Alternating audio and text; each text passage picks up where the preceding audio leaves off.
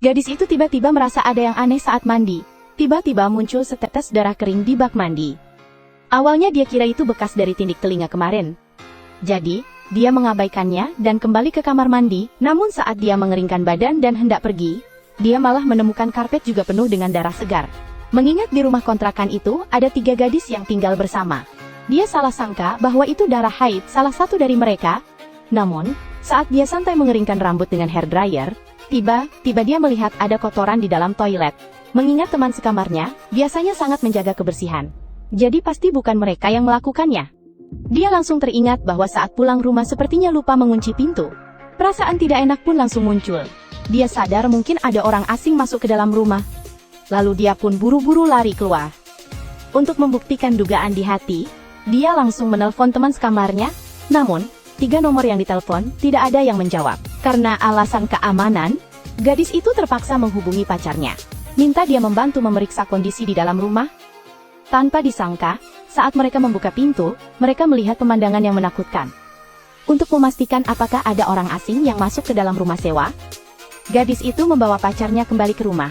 Namun, baru saja membuka pintu, pacarnya sudah berteriak. Untungnya dia hanya ingin menakut-nakuti pacarnya.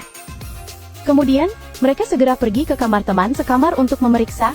Mereka menemukan bahwa ruangan itu sangat bersih dan jelas tidak ada orang yang masuk. Namun, ketika mereka tiba di kamar teman sekamar yang kedua, pemandangan di depan mereka membuat keduanya ternganga. Hanya terlihat ruangan itu berantakan, bahkan kaca di jendela pun hancur berkeping-keping. Jelas sekali pencuri pasti masuk dari ruangan ini. Namun barang-barang berharga di dalam ruangan masih utuh. Sepertinya tujuan pencuri bukan untuk mencuri uang. Segera setelah itu, mereka bersiap untuk masuk ke kamar teman serumah yang ketiga. Namun, pintu depan ternyata terkunci rapat. Xiao Mei awalnya ingin menelpon untuk menanyakan hal ini. Tapi setengah hari berlalu, teman sekamar juga tidak mengangkat telepon. Tanpa pilihan, pacar harus bersiap untuk masuk paksa. Hasilnya, kualitas pintu utama benar-benar terlalu bagus. Pacar pun merasa tak berdaya menghadapi itu. Saat itu, Xiao Mei tiba-tiba menyadari sesuatu yang tidak beres. Kotoran di toilet malah disiram habis. Melihat hal itu, keduanya langsung panik. Apa mungkin pencuri tadi kembali lagi? Menghadapi adegan aneh, Xiao Mei merasa bingung. Pacarnya sebenarnya ingin menelpon polisi. Namun, baru saja dia selesai berbicara, 2 petugas polisi sudah mendekat. Ternyata pihak lain menemukan tempat ini melalui telepon seluler yang diambil, dan pemilik ponsel tersebut adalah teman sekamar Xiao Mei. Kemudian Xiao Mei menjelaskan seluruh kronologi kejadian. Dengan begitu, petugas mengikuti kedua orang itu ke rumah sewa, namun setelah memeriksa lama, tidak ada yang mencurigakan. Sementara itu, teman sekamar juga kembali bersama pacarnya. Setelah mengetahui hal ini, teman sekamar juga ingin mencari kebenaran. Akhirnya, semua orang bekerja sama untuk membobol pintu. Namun pemandangan di depan mereka langsung membuat mereka terkejut. Tak disangka di dalam ternyata ada mayat teman sekamar. Segera polisi mengamankan lokasi kejadian, tapi Xiao Mei sama sekali tidak peduli. Bahkan dengan santainya berdekatan mesra dengan pacarnya. Hal ini membuat polisi mulai curiga padanya. Maka dia dibawa ke kantor polisi untuk diinterogasi. Namun, karena kemampuan bahasa Italia Xiao Mei kurang baik, jadi komunikasi antara keduanya sangat sulit. Tak berdaya, polisi pun memanggil seorang penerjemah. Namun lawan bicara menganggap Xiao Mei berbohong. Hanya karena Xiao Mei mengatakan, pencuri kembali ke lokasi kejadian dan menyiram toilet. Tapi penyelidikan polisi menemukan hal itu tidak benar. Karena itu, polisi melakukan penyadapan terhadap ponsel Xiao Mei. Dan dari situ mereka menemukan rahasia besar yang mengejutkan. Polisi diam-diam memantau telepon gadis itu, hanya untuk bisa menemukan pembunuh di balik semuanya. Namun, menghadapi penjelasan kecil Mei, polisi tampaknya langsung menganggap dia sebagai pembunuh. Pada saat itu, polisi menemukan bekas cakaran di leher kecil Mei. Belum sempat polisi menanyainya. Kecil Mei buru-buru, menyatakan ingin pergi dari sini. Ternyata, dia bekerja paruh waktu di sebuah bar pada malam hari. Melihat Xiao Mei, sangat cemas. Polisi wanita itu malah memilih membiarkannya pergi. Sepertinya, dia ingin memasang umpan besar. Namun ketika Xiao Mei tiba di bar, dia malah mengajukan permohonan untuk berhenti kerja. Ternyata selama 2 hari ini, dia terus-menerus diperiksa polisi. Dia sudah tidak punya tenaga untuk bekerja malam lagi.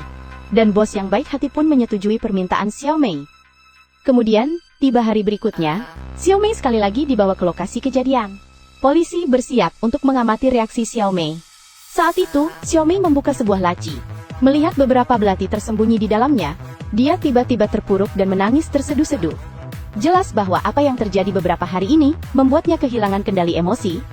Sementara itu, Ibunya yang berada di luar kota, mengetahui kebenarannya. Bersiap untuk terbang sendiri mencari seorang pengacara untuk membela putrinya. Xiaomei sangat senang mendengar kabar itu. Namun polisi menghalangi bantuan dari ibu Xiaomei. Kemudian mereka kembali membawa Xiaomei ke ruang interogasi, untuk diinterogasi, dan memintanya untuk menjelaskan dengan rinci apa yang dia lakukan pada hari kejadian. Tiba-tiba, ibu Xiaomei menelpon. Namun, ponselnya tiba-tiba direbut oleh petugas polisi wanita. Dia sama sekali tidak diberi kesempatan untuk meminta bantuan. Begitu, puluhan petugas polisi secara bergiliran menanyainya. Meskipun Xiaomei ingin pergi ke toilet, dia tetap diminta oleh petugas polisi wanita untuk meninggalkan ponselnya. Namun, saat itu petugas polisi wanita secara tidak sengaja menemukan pesan teks di ponsel, dan itu adalah pesan dari pemilik bar. Orang itu meminta Xiaomei untuk membacakan pesan tersebut. Tanpa sadar, Xiaomei patuh dan melakukan apa yang diperintahkan. Namun, ia tidak menyangka hal itu akan membawa bencana. Hanya karena kalimat ini dalam bahasa Inggris berarti selamat tinggal. Namun polisi menganggap ini adalah kode untuk bertemu nanti. Jadi mereka menyimpulkan bahwa Xiaomei dan pemilik bar adalah pelaku sebenarnya. Xiaomei yang mendengar itu sebenarnya ingin memberikan penjelasan. Namun di hadapan tekanan dari para polisi, ia sama sekali tidak bisa berbicara. Lambat laun, ia mulai dicuci otak. Dia bahkan dengan sukarela mengakui dirinya sebagai pelaku dan menandatangani suratnya. Kemudian polisi mengumumkan bahwa pelaku sudah ditangkap. Selain pemilik bar dan Xiaomei yang ditangkap, bahkan pacar Xiaomei juga ikut terseret. Ketika ibu Xiaomei datang, semuanya sudah terlambat. Dia hanya bisa pasrah melihat putrinya dibawa ke penjara. Terakhir, satu hal lagi, sekarang Guazi sudah aman.